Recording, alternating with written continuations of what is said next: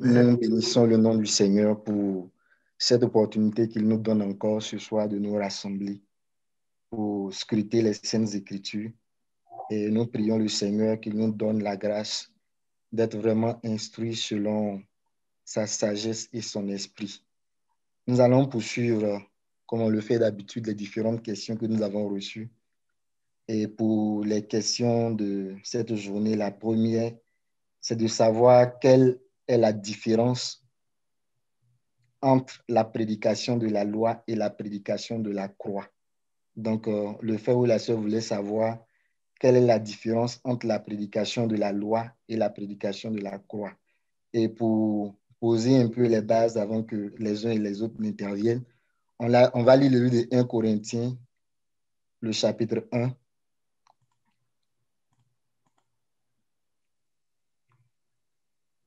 À partir du verset, nous allons partir à partir du verset 10.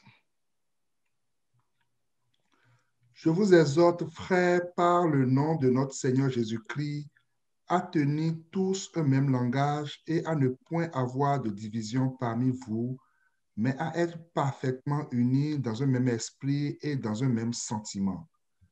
Car, mes frères, j'ai appris à votre sujet par les gens de Chloé qu'il y a des disputes au milieu de vous. Je veux dire que chacun de vous parle ainsi. Moi, je suis de Paul, et moi d'Apollos, et moi de Céphas, et moi de Christ. Christ est-il divisé? Paul a-t-il été crucifié pour vous? Ou est-ce au nom de Paul que vous avez été baptisés? Je rends grâce à Dieu de ce que je n'ai baptisé aucun de vous, excepté Crispus et Gaius, afin que personne ne dise que vous avez été baptisés en mon nom. J'ai encore baptisé la famille de Stéphanas. Du reste, je ne sache pas que j'ai baptisé quelque autre personne. Ce n'est pas pour baptiser que Christ m'a envoyé, c'est pour annoncer l'Évangile, et cela sans la sagesse du langage, afin que la croix de Christ ne soit pas rendue vaine. Verset 18. Car la prédication de la croix est une folie pour ceux qui périssent, mais pour nous qui sommes sauvés, elle est une puissance de Dieu. Amen. Donc ici, surtout le verset 18 là, il dit car la prédication de la croix est une folie pour ceux qui périssent, mais pour nous qui sommes sauvés, elle est une puissance de Dieu. Donc Paul dit que la prédication qu'il fait, c'est la prédication de la croix. Il a annoncé Christ crucifié, de sorte que la croix de Christ, dans le verset 17 là, ne soit pas rendue vaine. On va prendre aussi le livre de Galates, le chapitre 3.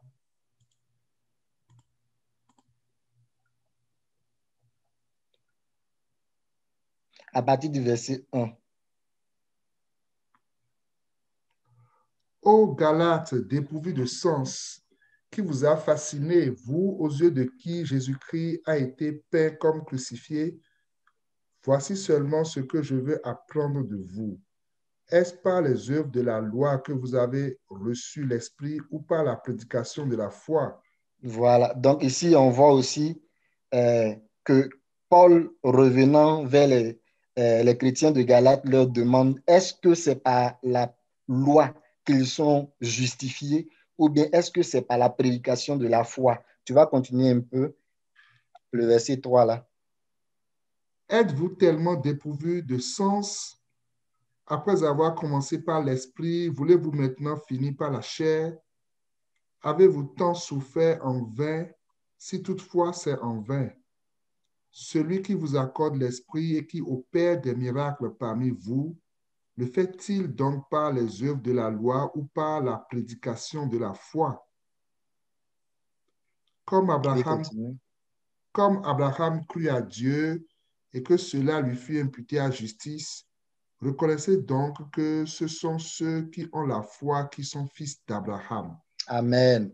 Donc, je voulais vraiment qu'on lise ces deux passages-là pour qu'on puisse voir un peu que la Bible nous parle de la prédication de la foi et la Bible nous parle également des œuvres de la loi et que le salut que nous obtenons là, est-ce que c'est par les œuvres de la loi, est-ce que c'est par la prédication de la foi? Donc, c'est important pour nous de comprendre la prédication de la croix ou bien de la foi, c'est quoi? Et puis, prédication de la loi, en fait, en quoi cela consiste.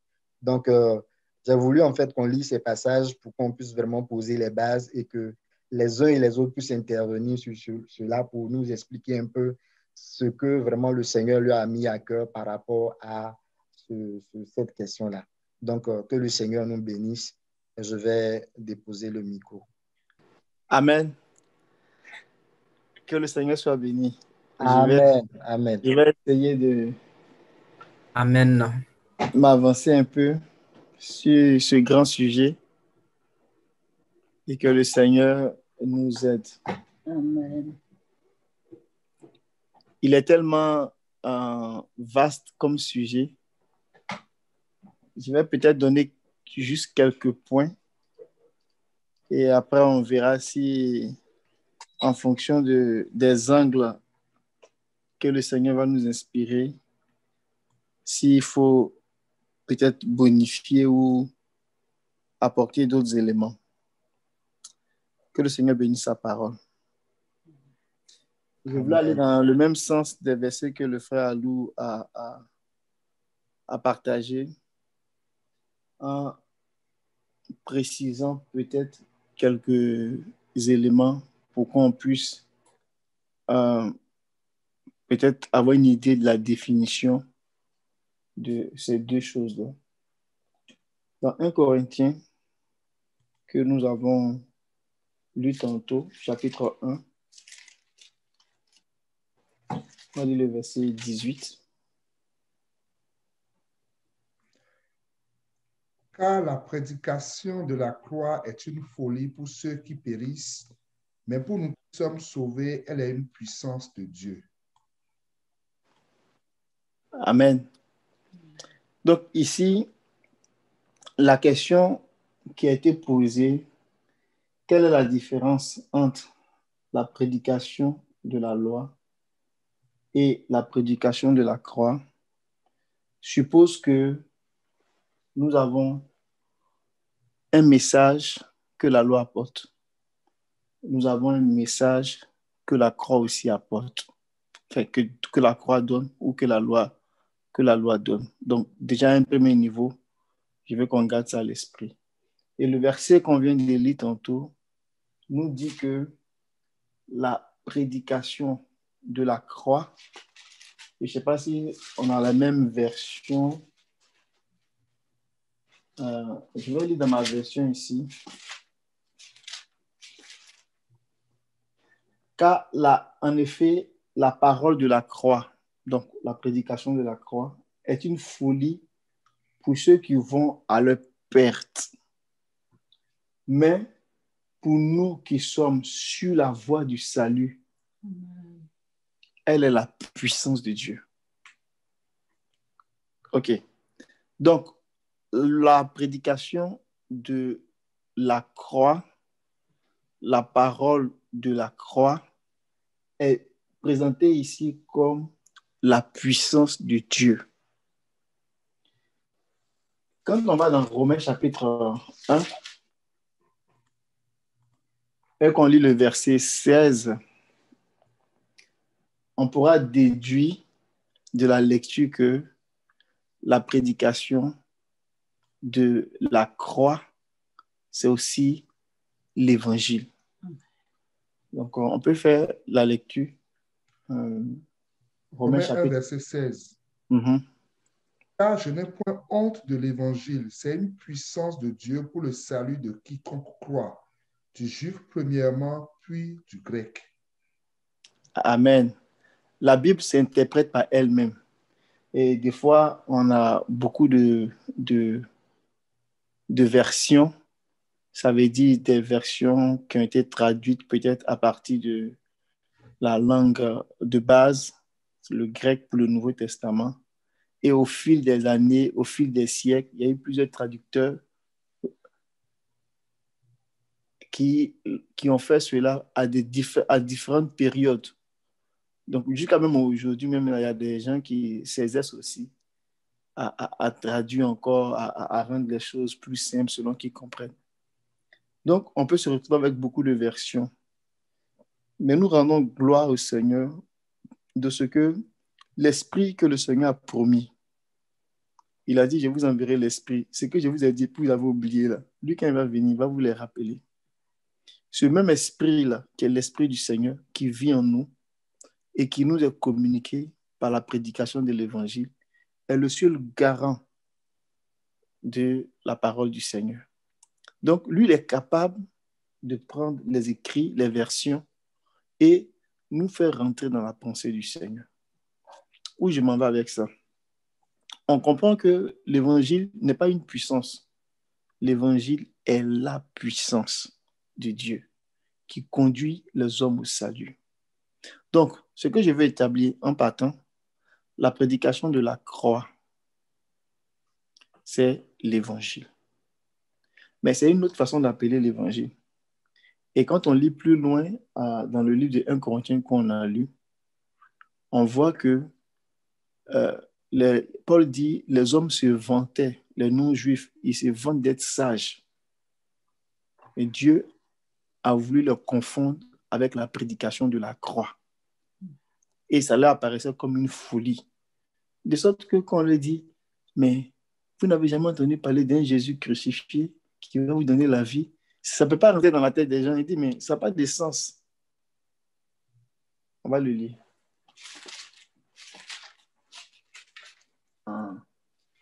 1 Corinthiens 10, à partir du verset 21 au verset 24. 1 Corinthiens 10, à partir du verset 24. Non, 1 Corinthiens chapitre 1, s'il te plaît. Chapitre 1, c'est moi qui n'ai pas... Voilà, chapitre 1, à partir du verset 21 au verset 24.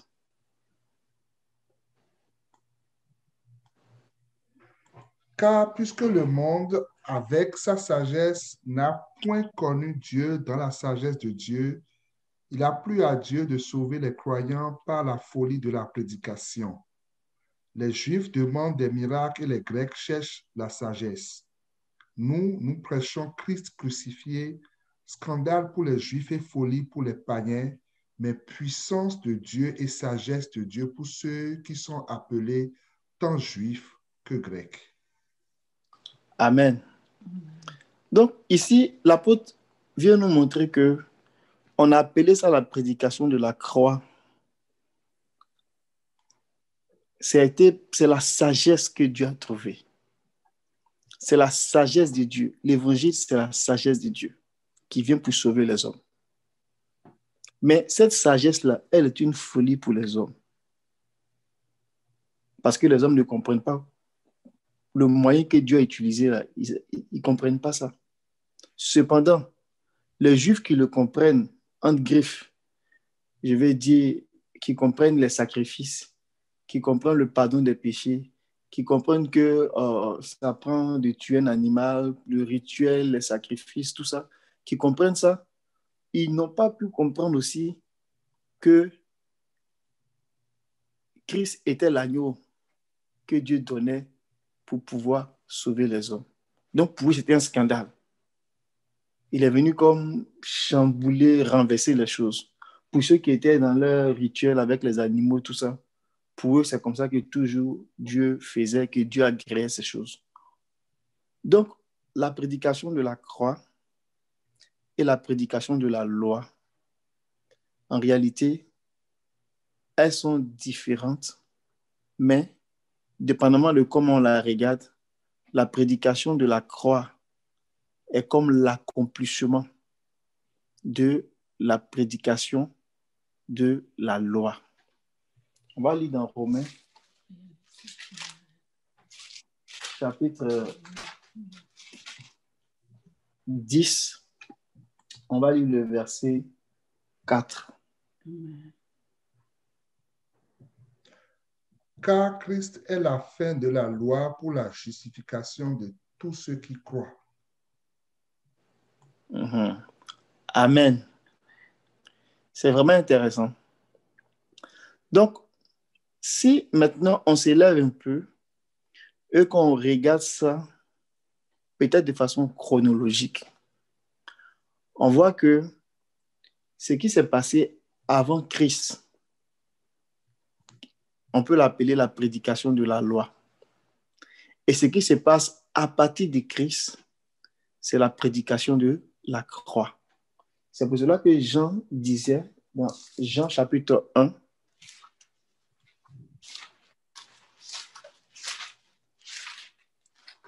c'est vraiment important de... Verset 17. Ah, vas-y mon frère.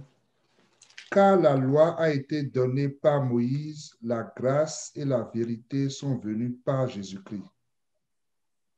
Amen. Donc, la loi a été donnée par Moïse. La prédication de la loi, là, c'est Moïse qui est venu avec ça. Mais quand on dit Moïse, ce n'est pas seulement la personne de Moïse. Quand on dit Moïse, c'est depuis le début, depuis Adam. Parce que c'est Moïse même qui l'a décrit. C'est pour cela que dans Luc 24, quand le Seigneur voulait expliquer que toutes les Écritures parlent de lui, la Bible dit en commençant par Moïse. Donc, en commençant par les livres que Moïse a écrits, jusque dans les prophètes, les psaumes et l'ensemble de l'Ancien Testament, il a démontré que toute la prédication, je m'avance, toute la prédication de la loi là, parlait à son sujet. Mais la façon que c'était présenté, c'était voilé. Donc, la prédication de la croix, c'est le message raffiné de la prédication de la loi. Mais c'est venu dans un... Dieu a mis ça dans un paquet bien emballé de sagesse. Tellement beau, tellement merveilleux que si on regarde le monde, on les met tous ensemble et puis on les voit, on les regarde comme ça, c'est comme s'il y avait deux groupes.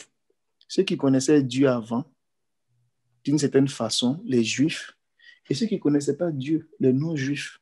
Donc ce cadeau était tellement beau, bien emballé, qui est la sagesse de Dieu, mais qui est aussi la puissance de Dieu pour accomplir le projet que Dieu voulait faire depuis le début.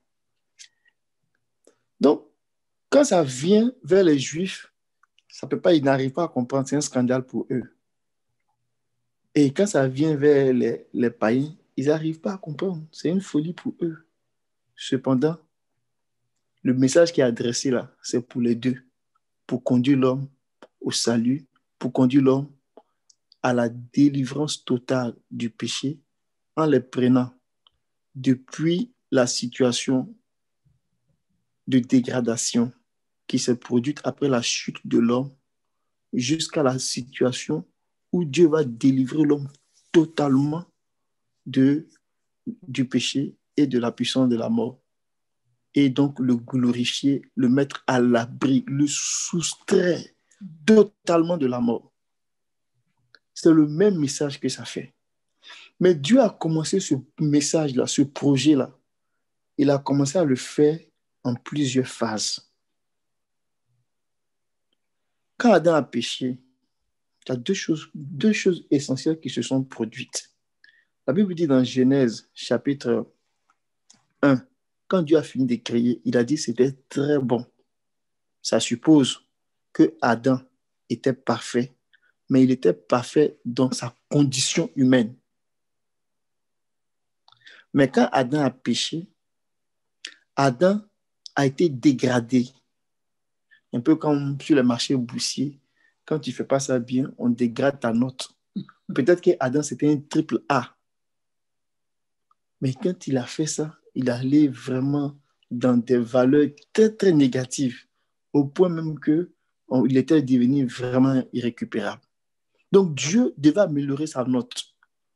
De cette situation qui était dégradée, qui s'exprimait par une dégradation morale, une dégradation même de la vie de l'homme, et l'homme qui s'en allait pour disparaître, littéralement. C'est-à-dire qu'il s'en allait pour devenir plus rien. Comme les animaux meurent puis disparaissent là. C'est comme ça que l'homme s'en allait pour disparaître. Il existait à un moment et puis après il ne va plus exister, c'est fini. Dieu ne voulait pas laisser l'homme comme ça. C'est pour ça que le prophète Job a dit que tu ne laisseras pas l'œuvre de tes mains tu vas languir, tu vas courir, tu vas soupirer après elle pour aller la saisir, cette œuvre-là, pour aller la sauver. Donc, la première des choses qui est arrivée, c'est la dégradation de l'homme et la dégradation dans tous les sens qui a été produite par la mort. Ça, c'est la première chose. Et la deuxième chose, c'est que la mort s'est installée, mais s'est installée durablement pour faire disparaître l'homme.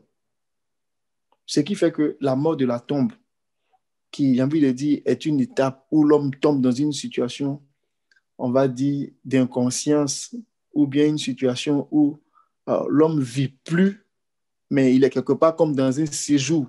C'est la raison pour laquelle on parle du séjour des morts. Jusqu'à ce qu'il soit jugé. Et après le jugement, cette première mort-là peut devenir pour l'homme la mort éternelle, la seconde mort, la disparition, si Dieu fait rien. Et c'est pour cela que l'évangile, qui est la bonne nouvelle, vient pour résoudre ce problème-là. Mais Dieu, en voulant déployer ce plan-là, il a fait en plusieurs phases. Et il y a eu deux grandes phases. La première phase, il a déployé le message d'abord de la loi pour préparer la place au message de la croix. Mais les deux là mettaient les éléments en place, mettaient le décor en place pour que le projet de Dieu se réalise. Les Juifs qui étaient assis dans Moïse, qui avaient le premier bout du projet, mais parce qu'ils n'avaient pas la connaissance exacte des choses, pour eux, il n'y avait pas autre chose que ça. Et c'est pour cela qu'ils ont crucifié le Seigneur. Et c'est pour ça que l'apôtre Paul dit, dans Romains chapitre 10, on a lu tantôt, si on prend un peu plus haut, le verset 10 et le verset 1. Romains 10, verset 1. Mm-hmm. Frères, le vœu de mon cœur et ma prière à Dieu pour eux, c'est qu'ils soient sauvés. Je leur rends le témoignage qu'ils ont du zèle pour Dieu, mais sans intelligence, ne connaissant pas la justice de Dieu et cherchant à établir leur propre justice, ils ne se sont pas soumis à la justice de Dieu. Car Amen. Amen. Vas-y, car Christ. Car Christ est la fin de la loi pour la justification de tous ceux qui croient. Amen. Prends 2 Corinthiens, chapitre 3, le verset 13. Jusqu'au verset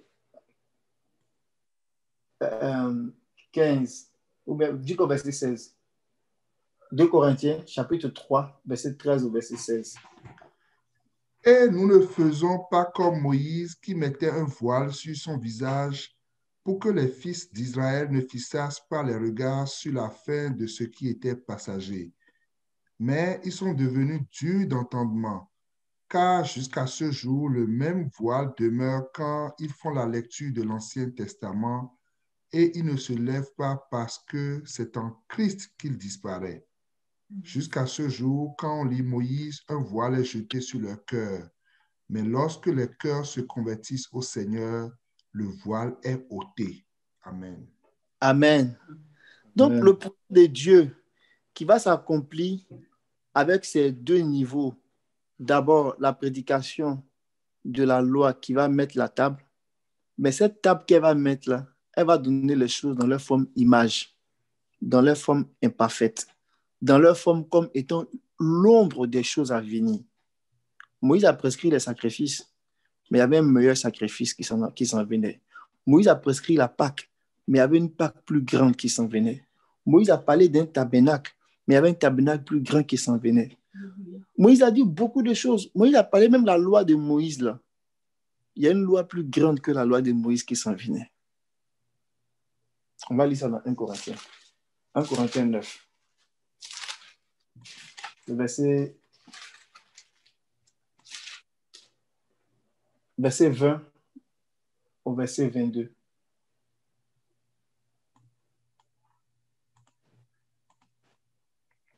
Avec les Juifs, j'ai été comme Juif afin de gagner les Juifs.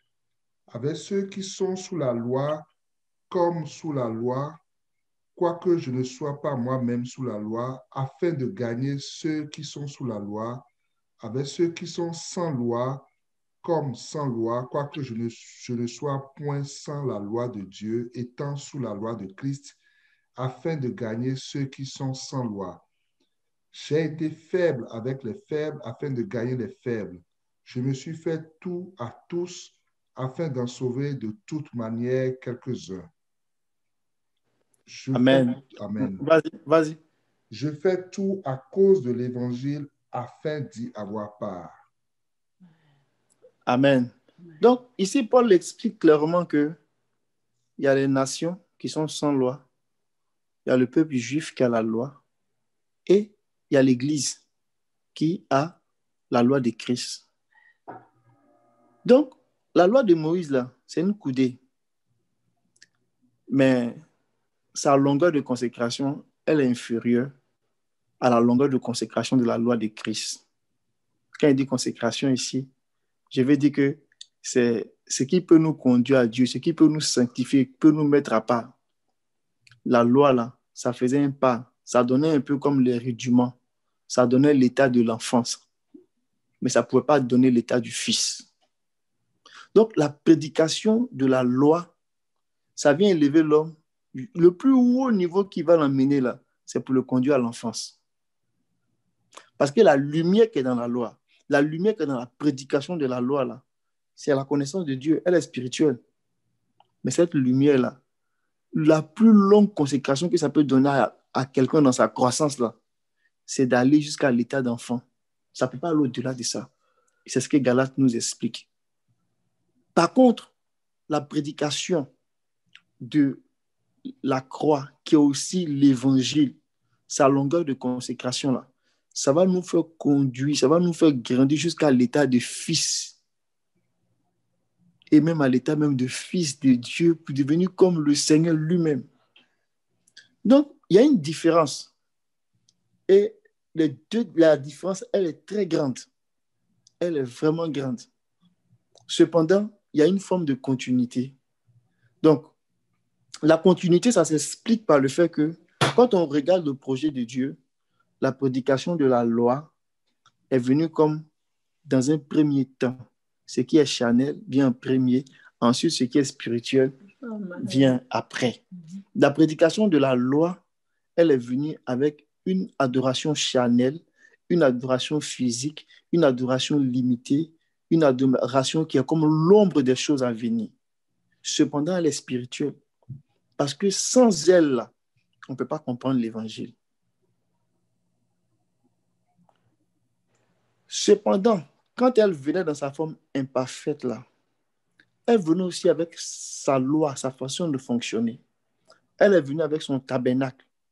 Elle est venue aussi avec la façon de servir, qui est dans une version beaucoup plus améliorée, très différente, avec la façon dont la prédication de la croix fait les choses.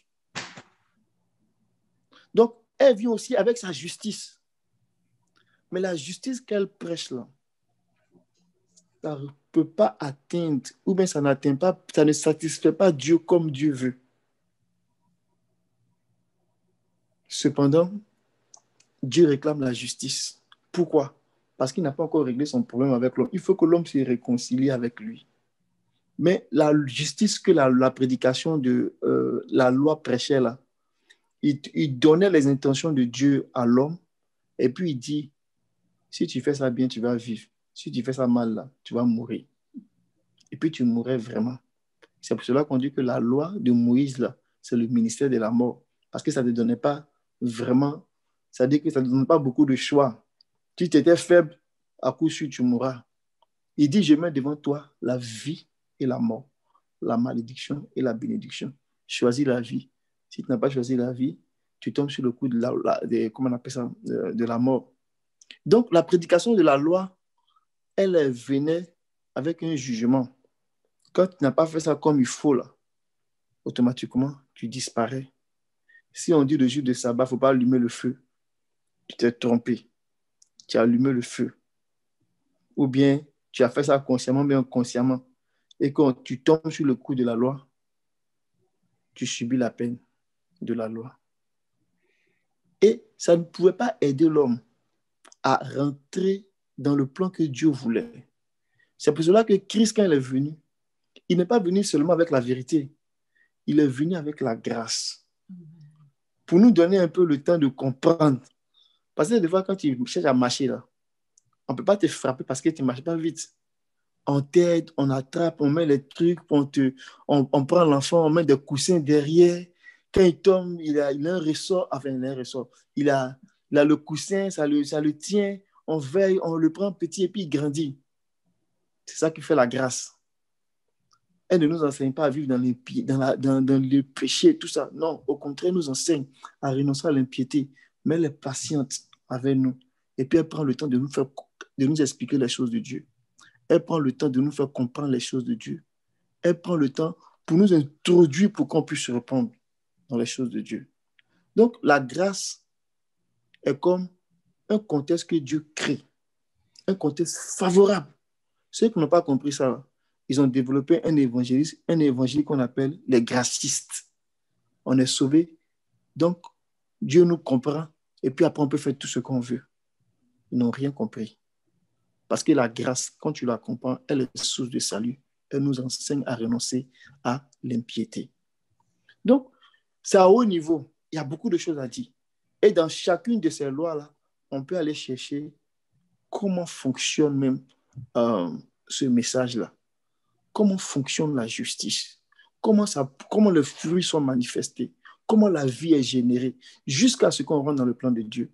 Mais on voit que la prédication de la loi, elle sera limitée parce qu'elle n'a pas tous les outils pour faire ça, notamment pour traiter la question du péché.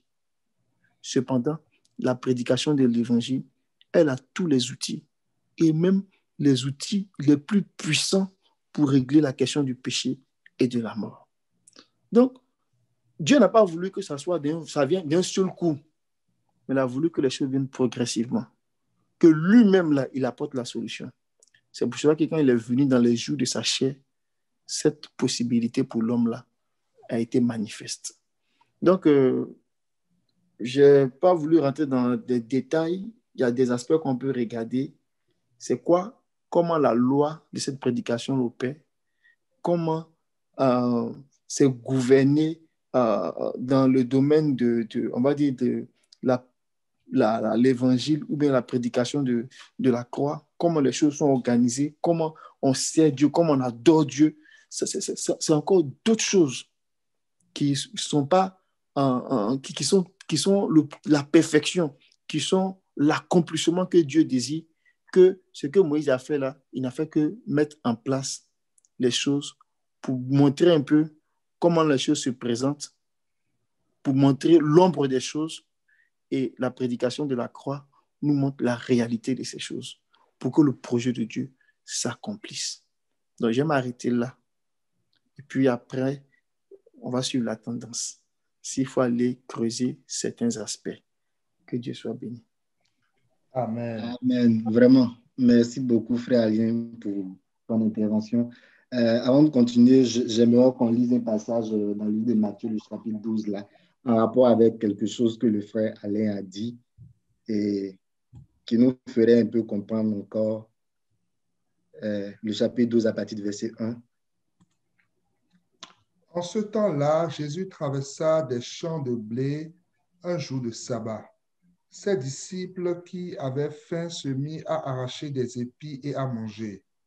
Les pharisiens, voyant cela, lui dirent: « Voici, tes disciples font ce qui n'est pas permis de faire pendant le sabbat. » Mais Jésus leur répondit: « N'avez-vous pas lu ce que fit David lorsqu'il eut faim, lui et ceux qui étaient avec lui, comment il entra dans la maison de Dieu et mangea les pains de proposition qui ne lui étaient pas permis de manger, non plus qu'à ceux qui étaient avec lui et qui étaient réservés aux sacrificateurs seuls? Ou n'avez-vous pas lu dans la loi que les jours de sabbat, les sacrificateurs violent le sabbat dans le temple sans se rendre coupables.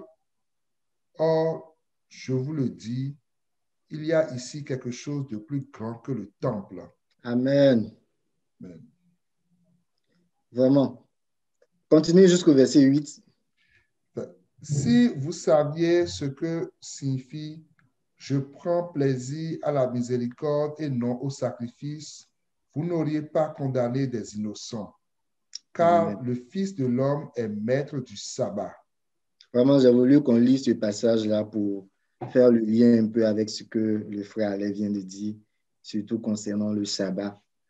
Dieu a fait de nous des sacrificateurs rois et il nous a fait rendus semblables à son Fils. Et donc, nous sommes maîtres du sabbat avec le Seigneur Jésus-Christ. Et la prédication de la loi voudrait qu'on ne soit pas capable de vraiment manger du blé pendant le jour du sabbat, mais le Seigneur nous donne la capacité de le faire. Et donc, je vais laisser la place aussi à d'autres frères qui voudraient intervenir sur ce sujet-là.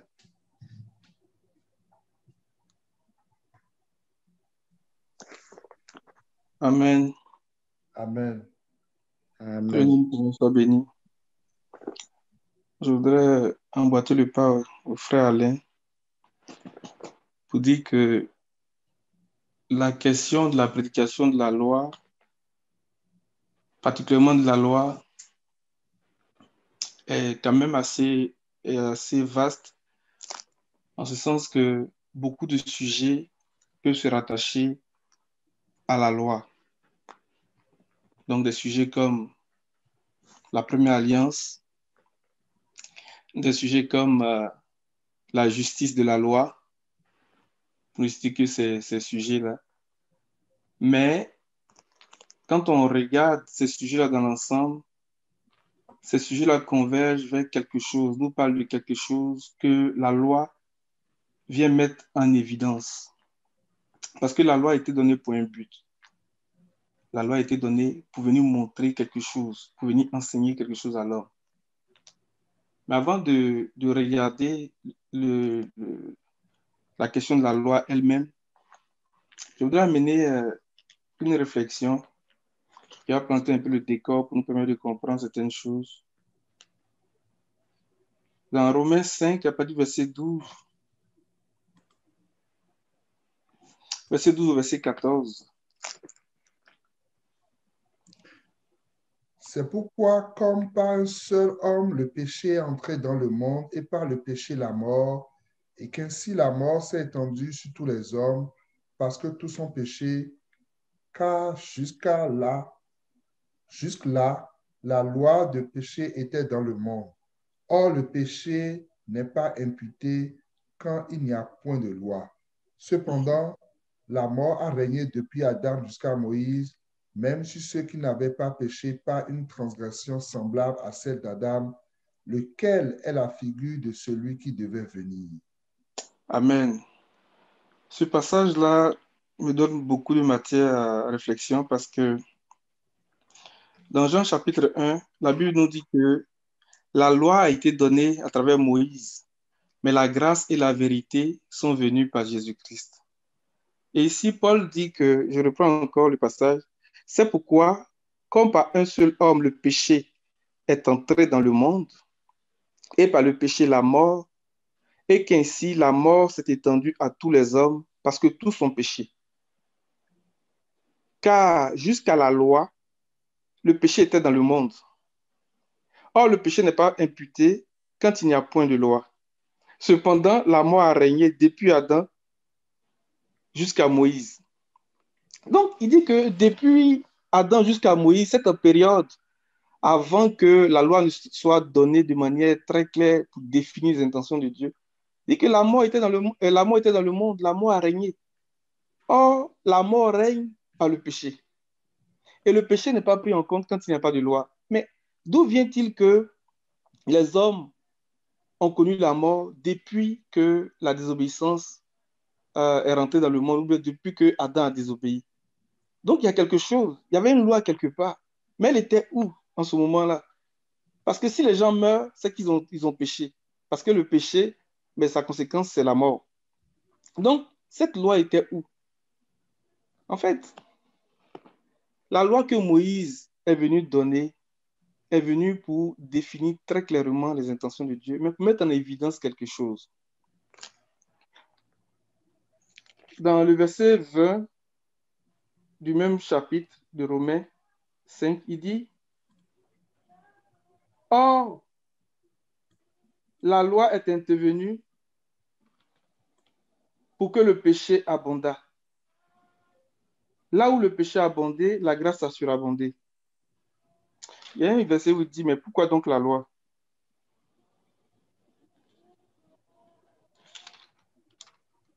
Je ne sais pas si c'est dans cette version-là. Donne-moi 2 secondes.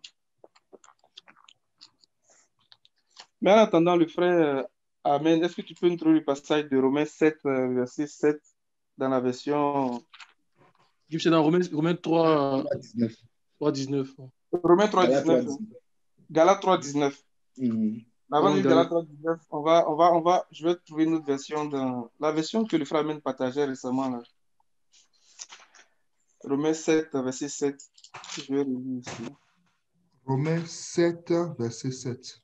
Dans la version... Parole vivante. Oui, parole vivante, là, s'il te plaît, mon frère. Mais avant que tu lises, je vais reprendre la version ici, second 21. On va dire, second 21, Romains 5, verset 19. En effet, tout comme par la désobéissance d'un seul homme, beaucoup ont été rendus pécheurs, beaucoup seront rendus justes par l'obéissance d'un seul. L'intervention de la loi a entraîné la multiplication des fautes. Mais là où le péché s'est multiplié, la grâce a surabondé. Ainsi, de même que le péché a régné par la mort, de même la grâce règne par la justice pour la vie éternelle par Jésus-Christ notre Seigneur. Donc, il dit que le péché règne par... Ainsi, de même que le péché a régné par la mort. Le péché règne par la mort. On dit que le péché n'est pas pris en compte quand il n'y a pas de loi. Donc, avant Moïse, qu'est-ce qui se passait? C'est-à-dire, depuis Adam jusqu'à Moïse, qu'est-ce qui se passait pour que les gens connaissent la mort? Donc, il y avait une loi quelque part. Et cette loi était où? Amen. Tu peux lire le passage là, s'il te plaît, mon frère. Romains 7, verset 7. On va dire verset 7. Oui. Faudrait-il en conclure que loi et péché sont une seule et même chose? Certes, non. Mais par la loi, j'ai appris à identifier le péché et à prendre conscience de ma culpabilité. Par exemple, je n'aurais pas su que c'est mal de désirer ce que les autres possèdent si la loi ne m'avait pas dit « tu ne convoiteras pas ». Je ne me serais jamais senti coupable sans cette déclaration. Amen. Donc, la loi vient pour identifier les mauvaises actions des hommes. La loi qui était donnée par Moïse là, vient mettre un nom sur les mauvaises actions des hommes qui, en réalité, traduisent le péché. On va aller dans Galates maintenant.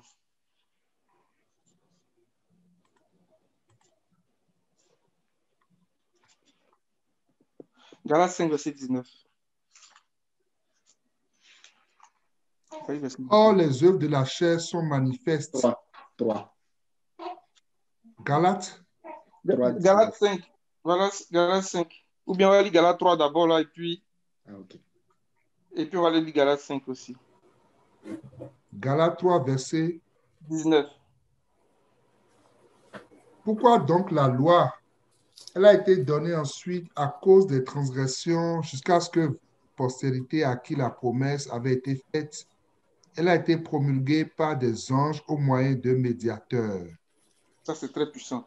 Pourquoi donc la loi? Elle a été donnée ensuite à cause des transgressions. Donc, il y avait de la transgression avant que la loi ne soit donnée ou bien ne soit définie très clairement pour dire ça, c'est ceci, ça, c'est ceci, ça, c'est cela, ça, c'est cela. Donc, il y avait la transgression. Or, on dit que le péché n'est pas pris en compte quand il n'y a pas de loi. Mais ce verset est en train de dire qu'avant que la loi ne soit donnée par Moïse, il y avait la transgression. Elle a été donnée ensuite à cause des transgressions. Or, le péché, c'est la transgression de la loi. Mais de quelle loi il parle? Si on dit que la loi a été donnée par Moïse, il parle de quoi? Donc, dans Galates 5, à partir du verset 19. Or, les œuvres de la chair sont manifestes, Ce sont l'impudicité, l'impureté, la dissolution, l'idolâtrie, la magie, les inimitiés, les querelles, les jalousies, les animosités, les disputes, les divisions, les sectes, l'envie, l'ivrognerie, les essais de table et les choses semblables. Je vous dis d'avance, comme je l'ai déjà dit, que ceux qui commettent de telles choses n'hériteront point le royaume de Dieu. Alléluia. Ce verset est très puissant parce que ça vient mettre quelque chose ça va mettre le doigt sur quelque chose dont l'apôtre Paul parle. Et ça va nous permettre d'identifier un élément très important lorsque nous commençons à parler de la loi ou bien de la prédication de la loi. En ce sens que la prédication de la loi vient pour non seulement définir clairement les intentions de Dieu, ou bien pour révéler à l'homme l'identité de ses actions, ou bien pour dire à l'homme que ce que tu fais, voici comment on appelle ça, voici comment on appelle ça. Mais il dit que, verset 19, « Or, les œuvres de la chair sont manifestes. » Donc, le péché, c'est une expression des œuvres de la chair. Et vers la fin du passage que le frère Amen a lu tout à l'heure, il dit, je l'ai déjà dit, que ceux qui commettent de telles choses n'hériteront point du royaume de Dieu. Nous reconnaissons là une expression que l'apôtre Paul évoque dans 1 Corinthiens 15. On va aller regarder ça. 1 Corinthiens 15. À partir du verset... Il n'y a pas du verset 47. Non, il n'y a pas du verset 15. Pour faire le lien avec Romains 5 qu'on a lu tout à l'heure. Il se trouve même 1 Corinthiens 15, verset 15. Verset 45 au verset 50. C'est pourquoi il est écrit, le premier homme, Adam, devint une âme vivante. Le dernier Adam est devenu un esprit vivifiant. Mais ce qui est spirituel n'est pas le premier. C'est ce qui est animal. Ce qui est spirituel vient ensuite. Le premier homme tiré de la terre est terrestre, le second homme est du ciel. Tel est le terrestre, tels sont les terrestres, et tel est le céleste, tels sont aussi les célestes. Et de même que nous avons partagé l'image du terrestre, nous porterons aussi l'image du céleste. Ce que je dis, frère, c'est que la chair et le sang ne peuvent hériter le royaume de Dieu et que la corruption n'hérite pas l'incorruptibilité. Alléluia. Donc, depuis Adam jusqu'à Moïse, avant que la loi ne soit donnée par Moïse, il y a une réalité qui était là, qui poussait l'homme aux mauvaises actions, qui poussait l'homme à commettre le péché ou bien à transgresser quelque chose. C'est la réalité de la chair. Et comme Galate le dit, ceux qui commettent de telles choses n'hériteront pas du royaume des cieux. Et le verset 50 ici dit, ce que je dis, frère, c'est que la chair et le sang ne peuvent hériter du royaume de Dieu. Et que ce qui est corruptible et que la corruption n'hérite pas de l'incorruptibilité. Donc c'est la réalité charnelle, c'est la réalité ou bien les expressions de la chair qui traduisent le péché. Donc la loi vient mettre en évidence la réalité charnelle, vient révéler cette réalité qui est en l'homme et qui pousse l'homme à de mauvaises actions. C'est pour ça que la loi est appelée la loi des ordonnances charnelles. On va regarder deux versets. Dans Hébreux chapitre 9,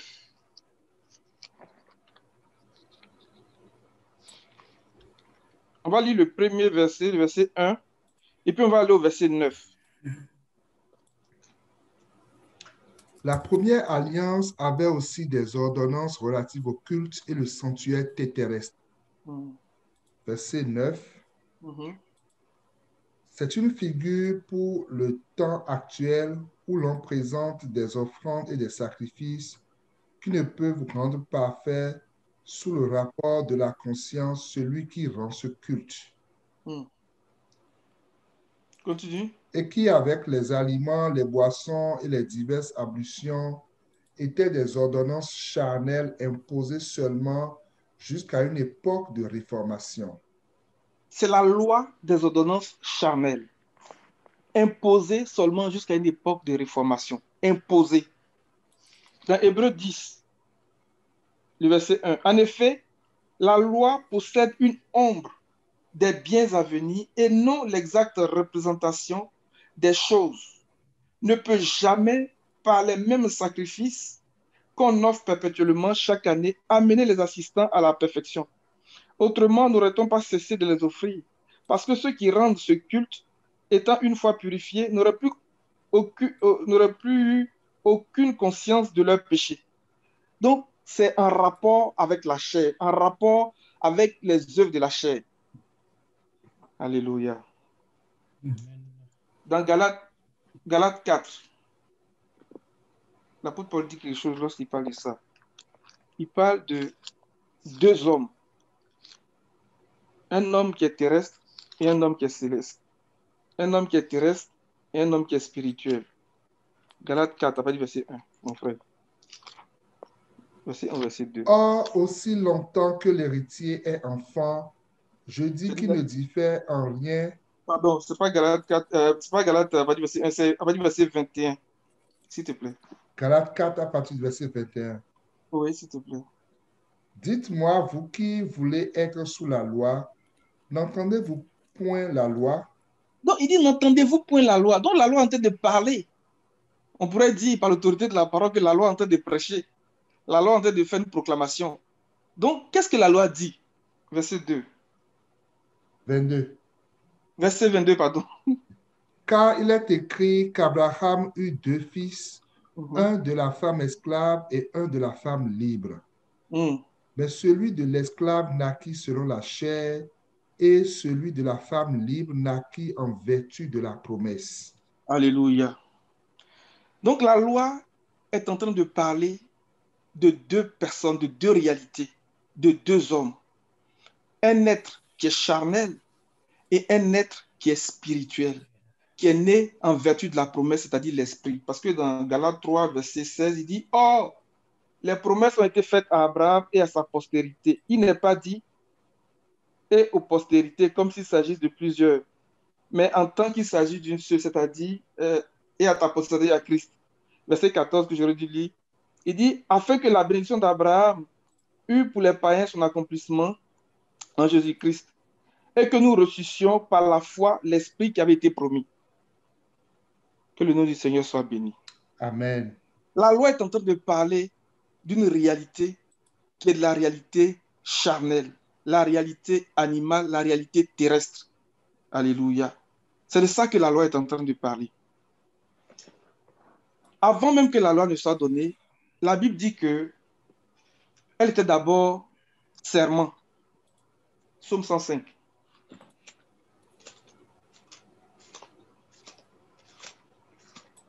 Avant d'être loi, là, elle était déjà promesse.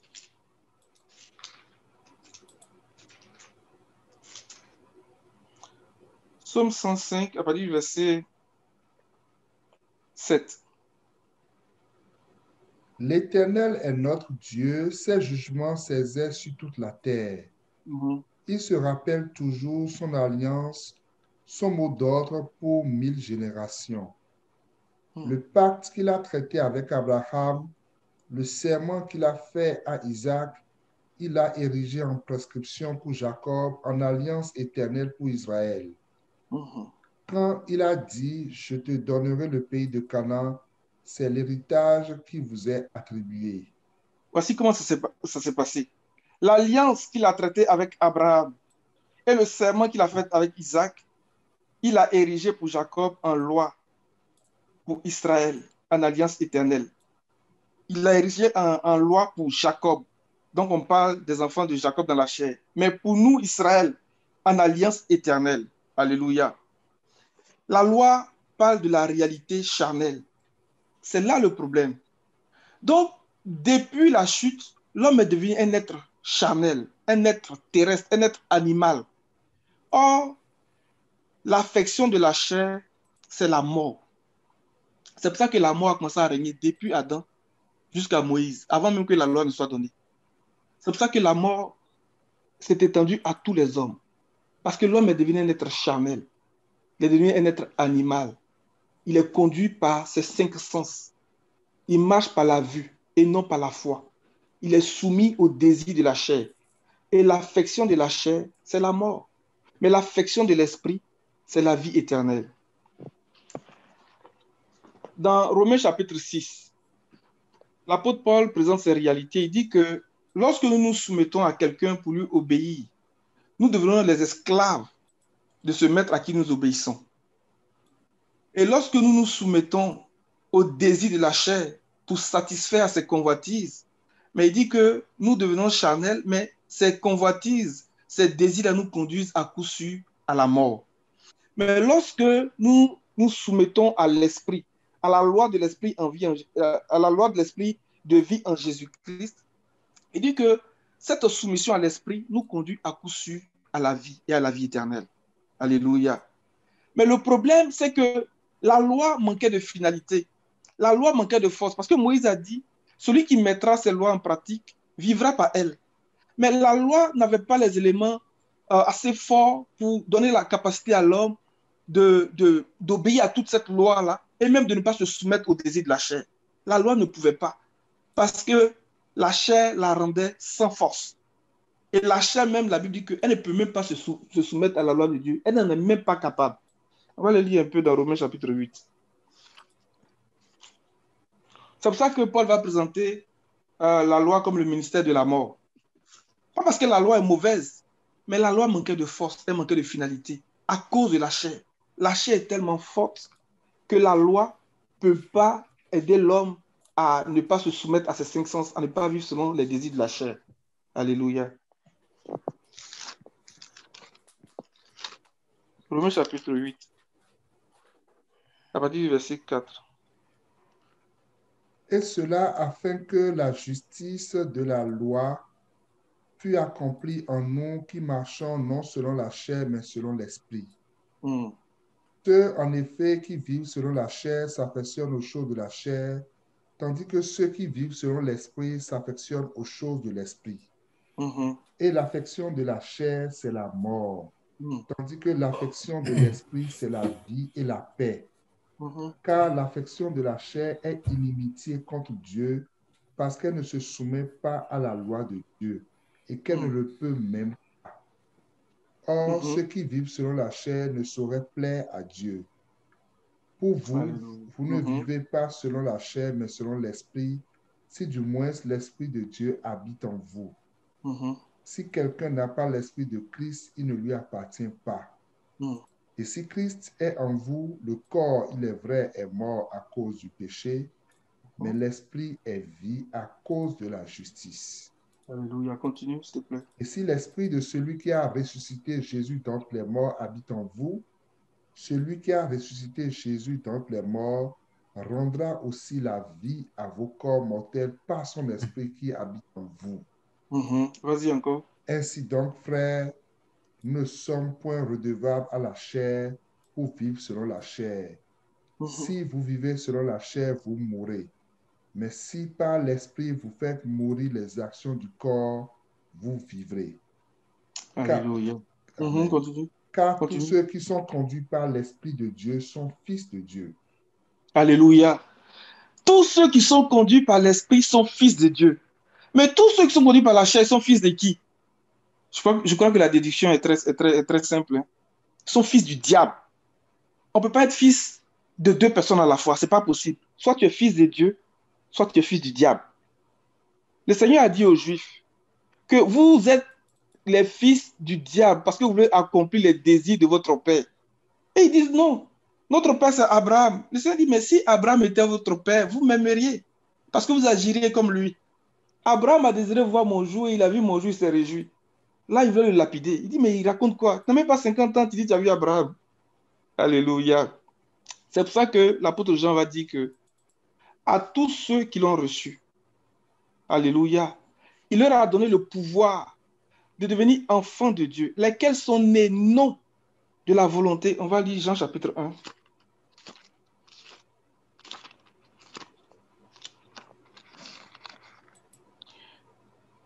On va lire verset 12. Mais à tous ceux qui l'ont reçu, à ceux qui croient en son nom, elle a donné le pouvoir de devenir enfants de Dieu, lesquels sont nés non du sang, ni de la volonté de la chair, ni de la volonté de l'homme, mais de Dieu. Amen. Il dit, ils sont nés non de la volonté de la chair, non du sang, non de la volonté d'un mari, mais de Dieu. Mais ça veut dire que ceux qui sont nés là, parce qu'il est en train de dire que verset 13, il veut dire qu'il y a des gens qui sont nés de la volonté de la chair. Ils sont nés de la volonté d'un homme. Ils sont nés de la volonté du désir humain. Ils ne sont pas de Dieu, ceux-là. Ils ne sont pas de Dieu. Mais ceux qui reçoivent la loi de l'esprit de vie en Jésus-Christ, ceux qui reçoivent la parole de Dieu, ils naissent de Dieu, ils deviennent enfants de Dieu. Ceux qui naissent de Dieu sont enfants de Dieu. Ceux qui sont nés du désir de l'homme qui a connu le péché, qui a connu la chute, ils ne sont pas de Dieu, ce ne sont pas les enfants de Dieu. Dans Romains chapitre 9, l'apôtre Paul dit que tous ceux qui sont nés d'Abraham ne sont pas des enfants d'Abraham. Ça envoie des problèmes. Les gens disent non, c'est parce que vous voulez prendre la place des Juifs, tout ça. Non, c'est la vérité. Il dit tous ceux qui sont nés d'Abraham ne sont pas les enfants d'Abraham. Et même ceux qui sont nés de Jacob, là, ne sont pas tous ses enfants. D'Israël ne sont pas tous ses enfants. C'est ceux qui sont nés en vertu de la promesse. C'est-à-dire qu'ils sont nés de l'esprit. C'est pour ça que la nouvelle naissance est très, très importante. Parce que lorsque nous naissons de nouveau, nous naissons de Dieu. Nous sommes fils de Dieu. Nous sommes conduits par l'esprit. Mais quand on est né, l'homme naturel, là, qui est né naturellement de la volonté d'un homme, d'une femme, du désir, de l'impulsion, il est l'enfant du diable, n'est pas l'enfant de Dieu. Et lui, là, il ne peut pas hériter du royaume parce qu'il est conduit par ses 5 sens. C'est un esclave. L'esclave ne reste pas pour toujours dans la maison. C'est le fils qui reste pour toujours dans la maison. C'est pour ça que Sarah a dit à Abraham, chasse l'esclave et son fils. Parce que le fils de l'esclave ne peut pas hériter avec mon fils. Ce n'est pas possible. La nouvelle naissance est très importante. Il ne suffit pas de dire, ah, moi je suis bien, je ne vole pas, je ne mens pas, je ne commets pas adultère. Non, il faut naître de Dieu. Et c'est par la prédication de la foi. À tous ceux qui l'ont reçu. Ils l'ont reçu comment? Par la foi. Et c'est ce que la foi nous enseigne. Et lorsque nous recevons, lorsque nous croyons au Seigneur, nous croyons à l'œuvre de la croix, il dit que nous sommes nés de Dieu. Et ça vient faire un travail en nous. On va lire le verset 14. D'abord, même, restons sur le verset 13. Et puis, on va faire un parallèle avec 1 Jean 3, verset 9, dans la version peut-être français courant. Romains combien? Non, 1 Jean 3. 1 Jean 3. Verset 9.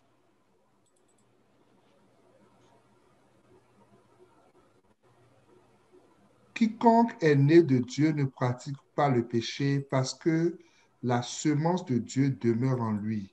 Et il ne peut pécher parce qu'il est né de Dieu.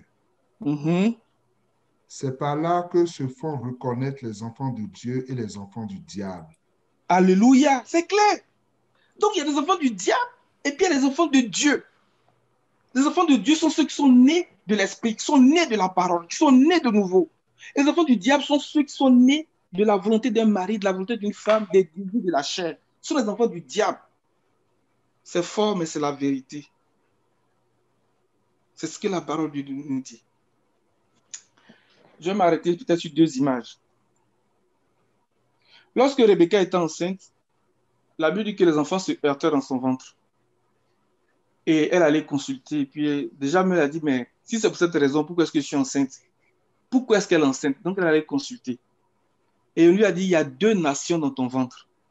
Que l'aîné sera asservi, sera assujetti au plus jeune.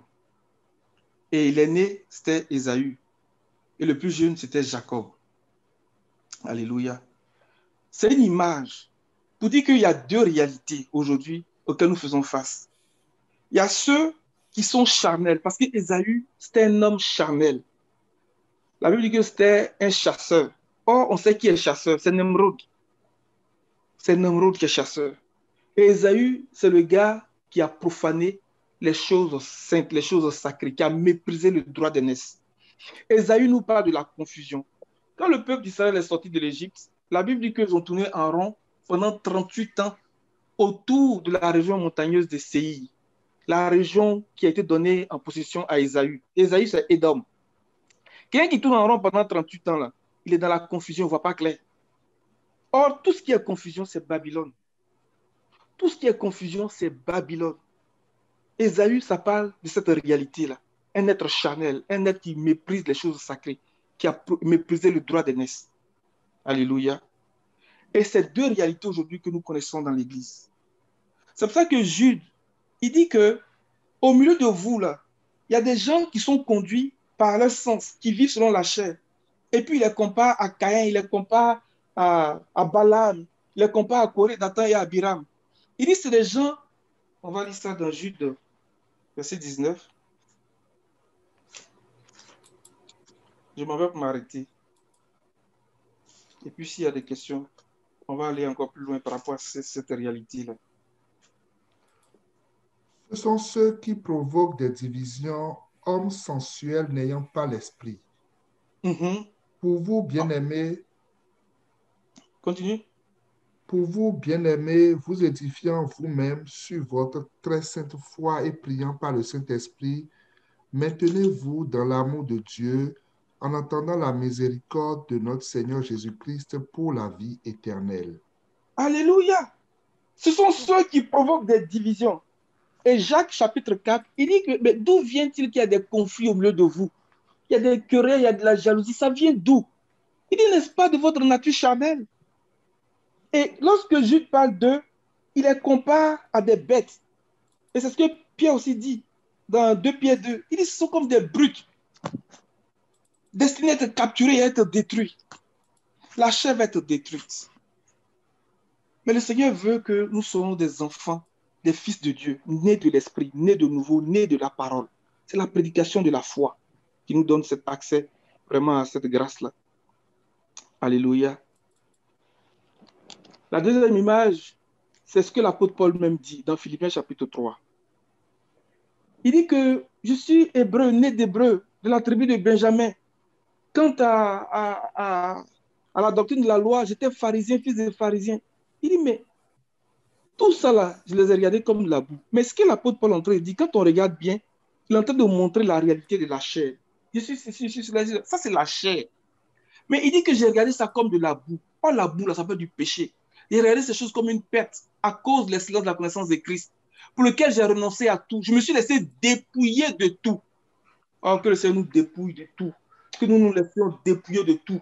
Amen. Il dit, afin de connaître Christ. On va lire ce bout et puis je vais m'arrêter. À partir du verset 5. Oui, attends, je n'ai pas trouvé encore. Mon frère était rapide, hein?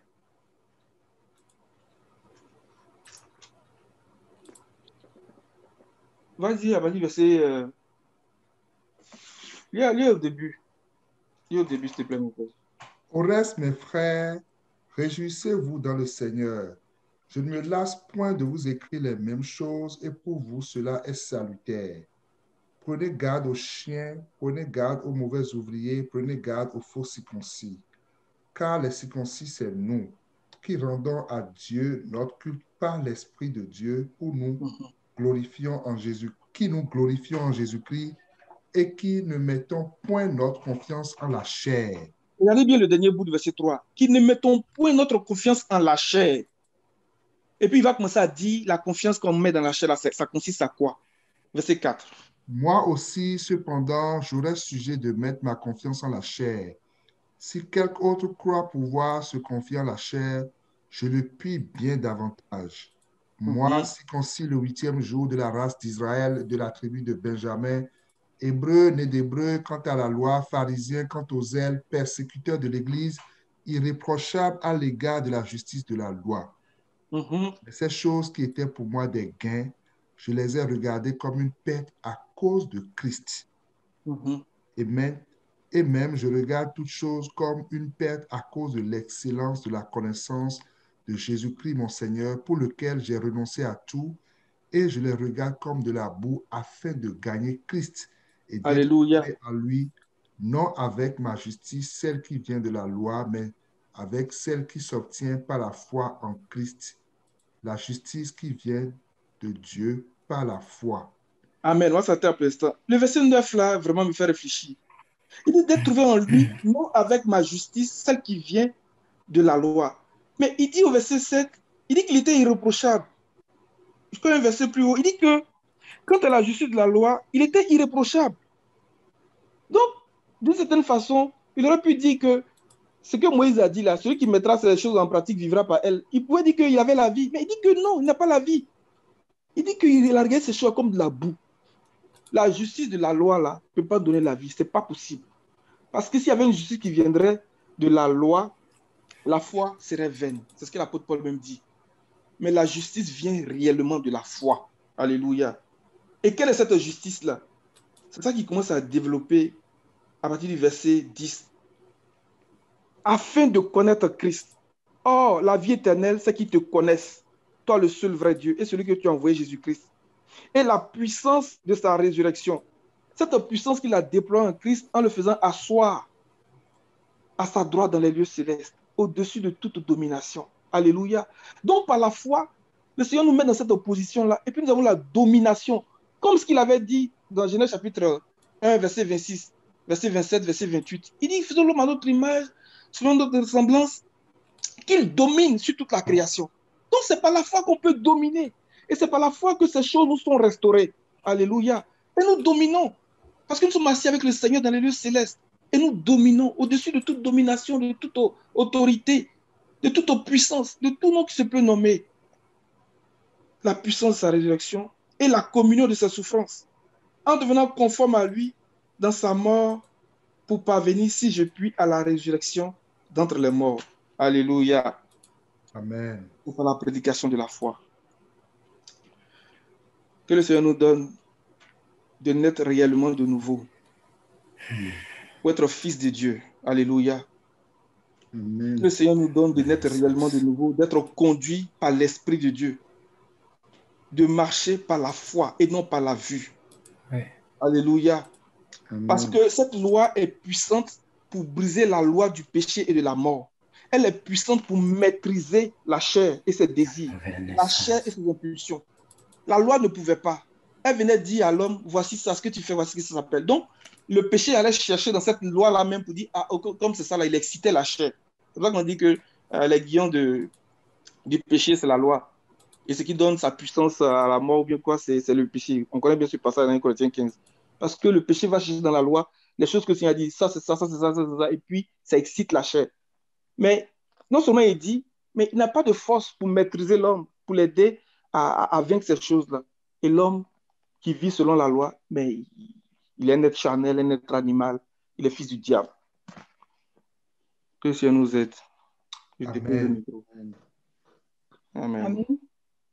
Amen. Vraiment, Amen. merci frère JP pour ton intervention. Y a-t-il d'autres personnes, des questions ou des interventions sur le sujet? Oui, Amen. J'aimerais intervenir par rapport au sujet et considérer la question qui a été posée. La manière dont la question a été posée, je la trouve un peu délicate. Je la reprends selon la manière dont je l'ai compris. C'est de savoir s'il y a une différence entre la prédication de la croix et la prédication de la loi. Je suis un peu gêné par rapport à cette question-là parce que les Écritures nous parlent de la prédication de la croix. Et quand la personne sous-entend la prédication de la... les Écritures nous parlent plutôt de la prédication de la croix. Maintenant, quand la personne fait référence à la prédication de la loi, j'aimerais qu'on fasse un peu attention par rapport à ça. Mais je comprends plus ou moins le sens de la question. Je ne veux pas plutôt parler de la prédication de la croix dans le sens où, en tant que chrétien, né de nouveau, en tant qu'Église, nous sommes exhortés d'aller dans ce sens. Donc, pour comprendre la question, là, j'aimerais que nous considérons 3 éléments. Et je pense que les frères ont eu à les brosser, mais j'aimerais quand même les apporter de façon succincte. C'est-à-dire, les 3 éléments que j'aimerais que nous considérons, c'est, je ne veux pas dire 3 types de lois, mais gardons à l'esprit plus ou moins 3 types de lois, mais entre griffes. Il y a la loi du péché et de la mort. Il y a la loi du péché et de la mort qui est, je veux dire, qui est liée à l'homme charnel. Du moment où Adam a chuté, cette loi du péché et de la mort a régné. C'est ça qui fait que l'homme naturel est enclin à ses convoitises, est enclin à faire du mal. Donc, cette loi du péché et de la mort, on ne met pas, je veux dire, on ne la présente pas nécessairement toujours comme une loi, mais il faudrait que nous comprenions que c'est vraiment une loi qui vient assujettir l'homme sous le joug du péché, qui vient l'assujettir à avoir des tendances charnelles. Et cette tendance charnelle-là, j'entends pas jalousie, j'entends pas idolâtrie, j'entends pas animosité. Maintenant, il y a une loi, je ne veux pas dire une loi, maintenant, il y a la loi de Moïse, qui est la loi écrite, qui a été donnée par Dieu au peuple juif, qui vient révéler les desseins ou qui vient révéler les principes de Dieu, qui vient pour régir un certain nombre de choses, qui vient par exemple attirer l'homme, son attention sur le caractère moral de certaines choses. Donc cette loi écrite là, cette loi de Moïse, il ne faudrait pas nécessairement toujours, je vais dire, l'associer à la loi du péché et de la mort. La loi du péché et de la mort a régné du moment où Adam a chuté. Maintenant, la loi écrite de Moïse qu'on retrouve, qui est détaillée dans l'Ancien Testament à travers les 10 commandements, à travers les Lévitiques, c'est des principes, c'est des choses qui sont liées même à la manière d'adorer, le respect du sabbat, la manière dont tu dois traiter un certain nombre de choses. Donc le Seigneur a donné cette loi-là pour éclairer, mais la Bible nous fait comprendre que cette loi était l'ombre des choses à venir. Donc elle était venue pour donner une lumière, mais cette lumière n'était pas totalement parfaite pour soustraire l'homme de la loi du péché et de la mort. Donc, je vais comprendre par là que quand la personne parle de la prédication de la loi, la personne est en train de faire référence à cette loi écrite de Moïse, cette loi relative qu'on retrouve dans l'Ancien Testament, qui a été donnée pour attirer l'attention, pour donner une lumière de ce que Dieu désire. Mais elle n'était pas, je veux dire, quand on lit les Écritures, elle était vraiment l'ombre, elle n'était pas l'exacte représentation des choses.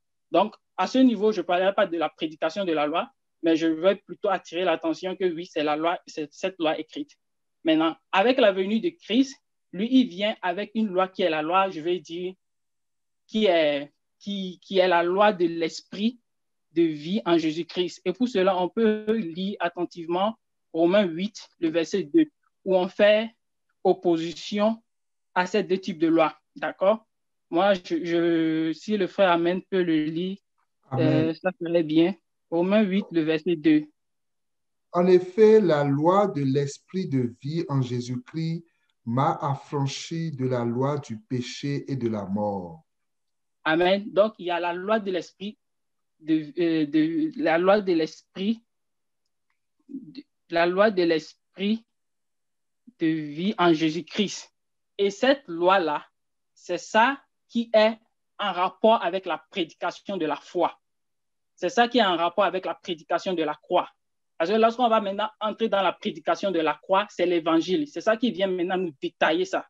C'est ça qui vient nous enseigner la nouvelle naissance. C'est ça qui vient nous enseigner la crucifixion de Christ, la crucifixion de notre chair, où nous devons mourir à l'ancienne loi de l'ancienne loi de la mort et du péché et de la mort. C'est cette loi qui maintenant qui vient nous enseigner comment y parvenir. Elle a un rapport avec l'évangile. Et donc, on entend parler d'évangile, là, on entend parler de nouvelle naissance, on entend parler de résurrection. Et ça, c'est quelque chose de vraiment glorieux. Donc, pour faire simple, j'aimerais que nous gardons à l'esprit ces trois types de lois. La loi du péché et de la mort qui a régné et qui continue à régner si nous n'acceptons pas la prédication de la croix. La prédication de la croix qui n'est rien d'autre que l'évangile. Et je pense que le frère Alain a mis l'accent dessus quand on lit Romains, on lit Corinthiens. C'est de ça dont il est question. Et c'est de ça même que le Nouveau Testament vient nous interpeller. Donc, ça nous amène à une dimension je vais dire, élever une dimension spirituelle, une dimension, je vais dire, où on est des esprits. Mais avant que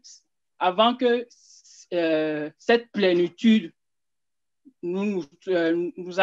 avant que cette plénitude nous soit parvenue, il y a eu la loi écrite de Moïse qui était venue pour annoncer, pour éclairer, et qui est l'ombre de cette loi. Mais nous ne sommes pas appelés à rester, je veux dire, nous ne sommes pas appelés à rester sous cette ombre, mais plutôt cette ombre nous permet de comprendre l'exacte représentation des choses. C'est pour cela que Jésus a dit, il n'est pas venu abolir la loi, et quand je parle ici de la loi, il parle de la loi de Moïse, mais il est venu pour l'accomplir. Donc, moi, je dirais la prédication de la croix, pour répondre simple à la question, je dirais que la prédication de la croix, c'est l'évangile, c'est pas à discuter. Et la prédication de la loi, je ne n'utiliserai pas l'expression prédication de la croix parce que c'est pas à ça que nous tendons, mais je dirais plutôt que quand on veut, la question que la personne a posée, c'est peut-être vouloir comprendre qu'en est-il de l'ensemble de lois qui a été donnée à Moïse. Donc, elle est l'homme des choses, elle est l'homme de l'évangile. Donc, c'est ce que je voudrais ajouter par rapport à cette question. Amen, que le Seigneur nous éclaire davantage. Amen. Merci, Frère Morel, pour ton intervention sur le sujet. Je ne sais pas s'il y a d'autres interventions, d'autres frères ou sœurs qui voudraient ajouter quelque chose. Je vais juste ajouter quelques passages aussi. Donc, moi, je bénis le Seigneur pour les interventions des frères. C'est un sujet vraiment vaste, comme les frères l'ont dit. Et puis, on cherche toujours à prendre un bout là pour l'amener d'une façon. Et on bénit le Seigneur vraiment pour tout ce qui a été dit. Donc, comme les frères ont dit, en fait, la prédication de la croix, là, elle vient en fait pour enseigner que par la foi en l'œuvre de la rédemption, donc ça l'a dit par la foi en la mort et en la résurrection de Christ, la justification que le monde a cherchée depuis des siècles, c'est désormais disponible, c'est désormais possible. Amen. Et bien plus que la justification, la vie éternelle, la divinité est désormais possible. Amen. Et les frères ont abordé le rôle de la loi. On va retourner dans Galates chapitre 3, verset 19. Galates chapitre 3, verset 19. Donc, avant que Christ ne vienne, la loi a joué un rôle. Elle est venue pour jouer un rôle. Amen.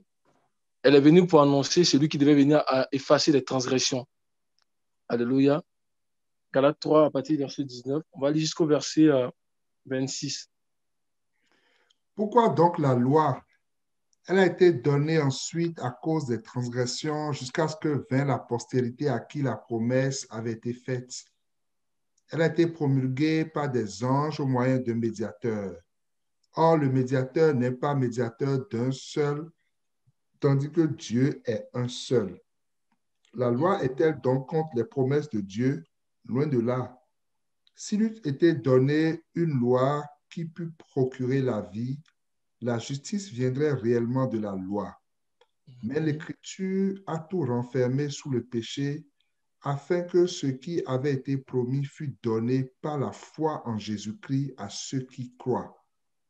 Avant que la foi vînt, nous étions enfermés sous la garde de la loi en vue de la foi qui devait être révélée. Ainsi, la loi a été comme un pédagogue pour nous conduire à Christ afin que nous fussions justifiés par la foi. Amen. Donc, c'est clair, la loi est venue comme un pédagogue, c'est-à-dire un enseignant. Elle a dit que c'est un pédagogue qui a été donné avant que ne vienne en fait Christ, avant que ne vienne l'évangile par la foi. Amen. Donc, la loi, elle est venue pour rendre témoignage de Christ. Elle est venue pour rendre témoignage de celui qui allait venir effacer les transgressions. On dit que là où le péché a abondé, la grâce va surabonder. Elle est venue pour annoncer ça. On voit de l'Ancien Testament que Moïse même a dit que le Seigneur votre Dieu vous suscitera du milieu de vos frères un prophète comme moi. Vous l'écouterez et celui qui n'écoutera pas sera retranché du milieu de mon peuple. Et l'apôtre Pierre reprend cela le jour de la Pentecôte. Il dit Moïse a dit et il reprend les mêmes paroles. Amen. Donc en attendant celui qui devait venir mettre fin aux transgressions, qui est Christ, amen, avec la grâce et la vérité. Donc la loi a joué le rôle de rendre témoignage de lui. Amen. Et parce qu'elle est venue rendre témoignage de Christ, et pour préparer sa venue, elle ne pouvait pas procurer la vie. C'est pour cela que dans le verset que le frère Amen a lu tout à l'heure, un verset là, qui disait que si la vie venait vraiment de la loi, Amen, je pense qu'il disait que si la vie venait vraiment de la loi, alors la justice allait venir de la loi. Oui, Romains 7, 7. Si tu peux relire ça. OK. Faudrait-il en conclure que loi et péché sont une seule et même chose? Certes, non. Mais par la loi, j'ai appris à identifier le péché et à prendre conscience de ma culpabilité.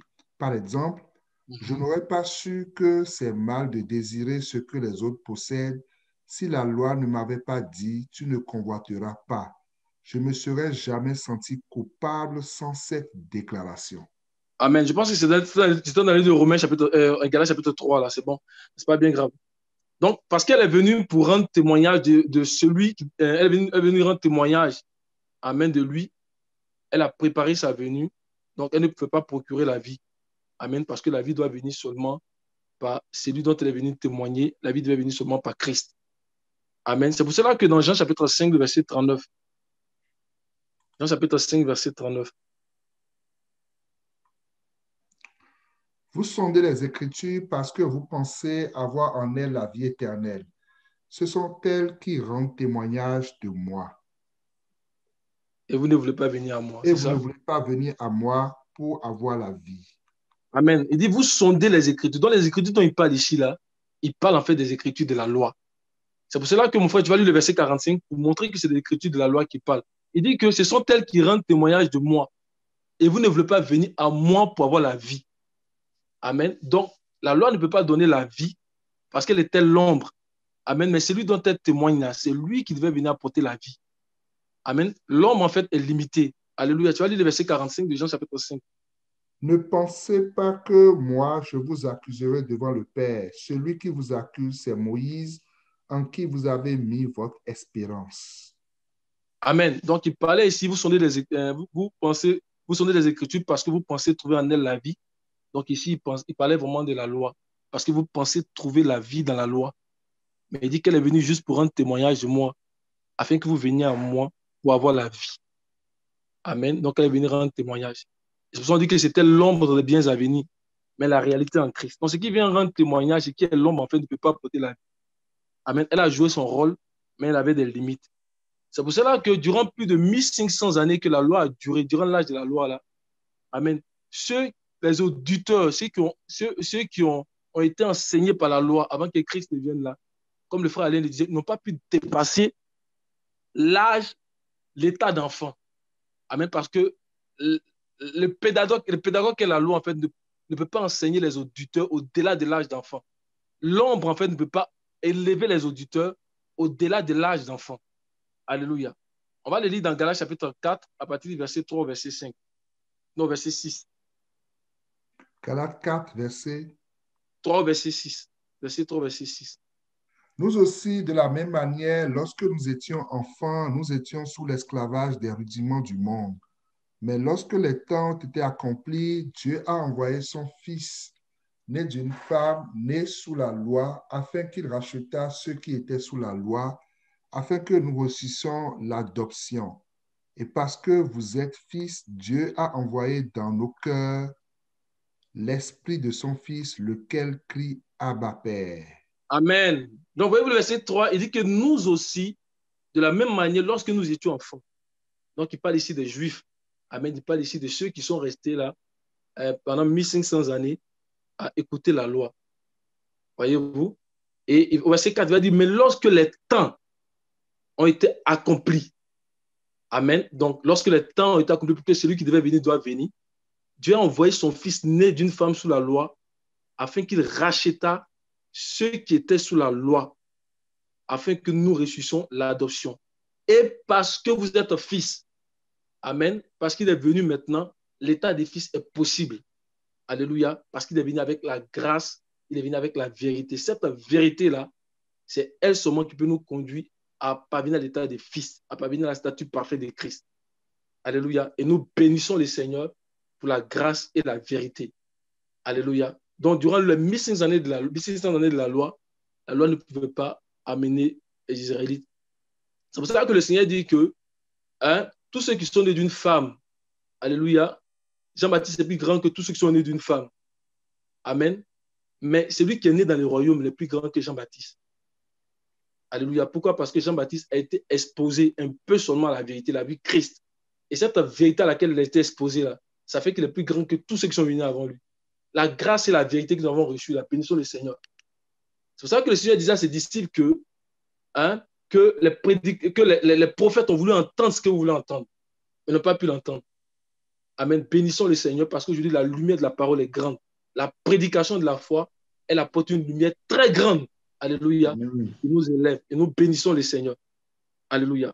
Et mon frère, tu vas relire le Galates chapitre 3, le verset 26, ça pour montrer encore que c'est par la prédication de la foi, donc la prédication de la croix, qu'on peut parvenir à l'état de fils. Tu vas lire Galates 3, le verset 26 et Galates 4, 1. On va faire un bout de chemin là-dessus avant que je m'arrête. Car vous êtes tous fils de Dieu par la foi en Jésus-Christ. Amen. Donc, par la prédication de la foi, parce que la prédication de la croix, c'est la prédication de la foi. Alléluia. Amen. La prédication de la croix, c'est la prédication de la foi. Pour dire que tous ceux qui mettent leur foi donc, dans l'œuvre de la rédemption, dans l'œuvre de la croix, ils sont justifiés. Amen. Et ils sont aussi appelés, amen, à changer d'humanité pour aller à un état de divinité, c'est-à-dire en fait à la nature de Christ. Alléluia. On va lire Galates chapitre 4, verset 1. Or, aussi longtemps que l'héritier est enfant, je dis qu'il ne diffère en rien d'un esclave, quoiqu'il soit le maître de tout. Amen. Donc, il est dit ici que l'héritier qui demeure un enfant, et ça va nous interpeller nous tous aussi maintenant pour nous dire qu'il faut qu'on travaille à aller rapidement à l'état des fils. Amen. Il est dit que l'héritier qui demeure un enfant, amen, et malheureusement, la lumière de la loi ne pouvait pas les amener au-delà d'enfants. Il est dit que l'héritier qui demeure un enfant ne diffère en rien d'un esclave. C'est-à-dire que quand tu es héritier, quand tu es encore enfant, là, c'est comme si tu étais esclave, en fait. Vous voyez? Donc, on dit quoi? Parce qu'il ne diffère en rien d'un esclave, quoi qu'il soit maître. Donc, tu es maître de tout, mais tu ne peux pas hériter. Alléluia. Tu ne peux pas hériter parce que tu es comme un esclave. L'esclave ne peut pas hériter dans la maison. L'esclave ne peut pas hériter dans la maison. Amen. Mon frère, avant de continuer, on va prendre le livre de Genèse chapitre 15. Tu vas lire à partir du verset 1. Pour montrer que l'esclave ne peut pas... C'est pour ça que nous bénissons le Seigneur pour l'évangile. L'esclave ne peut pas hériter de la maison. Nous bénissons le Seigneur pour la lumière de l'évangile. Genèse chapitre 15. Allez à partir du verset 1. Après ces événements, la parole de l'Éternel fut adressée à Abraham dans une vision et il dit, « Abraham, ne crains point, je suis ton bouclier et ta récompense sera très grande. » Abraham répondit, « Seigneur éternel, que me donneras-tu? Je m'en vais sans enfant et l'héritier de ma maison, c'est Éliézer de Damas. » Et Abraham dit, « Voici, tu ne m'as point donné de postérité et celui qui est né dans ma maison sera mon héritier. » Alors la parole de l'Éternel lui fut adressée ainsi, « Ce n'est pas lui qui sera ton héritier, mais c'est celui qui sortira de tes entrailles qui sera ton héritier. » Amen. Même quand l'esclave est né dans la maison, il ne peut pas être un héritier. Éliézer de Damas, il était né de la maison d'Abraham. Alléluia. Il était né dans la maison d'Abraham. Abraham dit, mais tu ne m'as pas donné un enfant. Donc, c'est Éliézer de Damas va être mon héritier. Dieu dit non. Dieu a annoncé que l'esclave ne peut pas être héritier de la maison. Ce n'est pas possible. Il dit, mais c'est celui qui sort des entrailles du Père. C'est celui-là qui est fils. Il annonçait ici Isaac, mais il annonçait Christ. Et par Christ aussi, tous ceux-là qui allaient naître par Christ, naître de nouveau, il annonçait que tous ceux qui allaient naître de l'évangile, qui allaient naître d'en haut, également aussi, c'est ceux-là qui allaient être hérités. Alléluia. On peut y aller dans Luc 1, verset 78, quand on parle d'entrailles. D'entrailles. Luc 1, verset 78. Alléluia.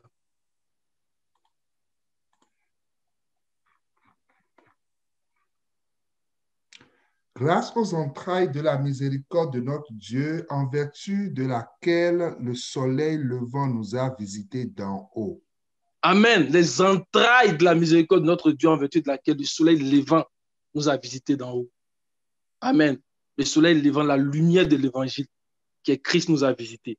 Amen. Je vais donner deux aspects. Je vais déjà partager ça avec vous. Je vais donner deux aspects pour montrer pourquoi est-ce que nous bénissons le Seigneur et pourquoi est-ce que c'est un danger de demeurer enfant. Pourquoi est-ce que ceux qui sont encore sous la loi, qui ne comprennent pas l'évangile, pourquoi est-ce que c'est un danger pour eux et pourquoi est-ce que nous aussi, nous devons aller au-delà d'enfants. Amen. On va donner deux aspects. On va aller dans Jean chapitre 8, verset 35, pour voir pourquoi est-ce que c'est un danger de demeurer enfant et pourquoi est-ce que la lumière de l'évangile en ce moment, elle est grande. Pourquoi est-ce que nous bénissons le Seigneur. Jean 8, verset 35. Or, l'esclave ne demeure pas toujours dans la maison. Le Fils y demeure toujours. Amen. Donc, l'esclave, comme on a vu tout à l'heure, les gens de Damas, Marie qui sont nés dans la maison, ne peut pas demeurer. Donc, l'esclave ne peut pas demeurer dans la maison. Sauf ceux qui sont sous la loi, là, étant donné qu'ils sont enfants, ils sont considérés comme esclaves. Ils ne peuvent pas demeurer sous la maison, dans la maison. Ce n'est pas possible. Amen. Ça, c'est le premier danger. Alléluia. Ça, c'est le premier danger. Amen. On va aller dans Jean chapitre 15, verset 15.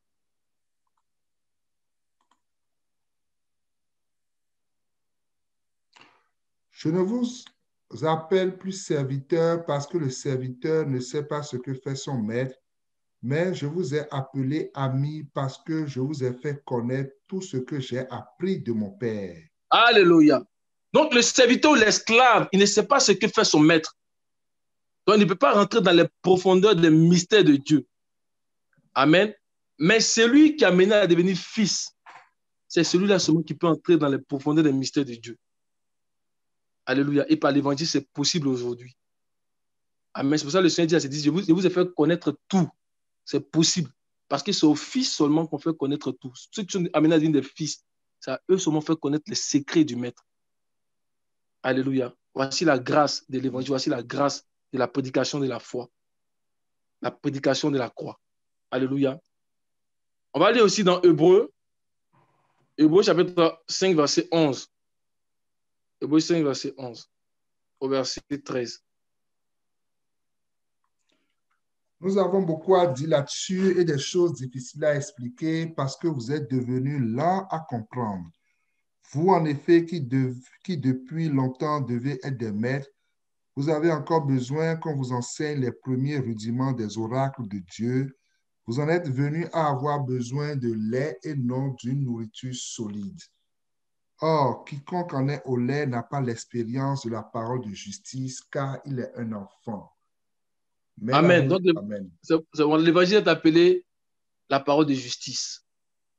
Ça s'appelle la parole de justice. Alléluia, c'est la nourriture solide. Amen. Donc, nous bénissons le Seigneur. Et je voulais seulement juste montrer en fait ce que la prédication de la croix nous a amené. Amen.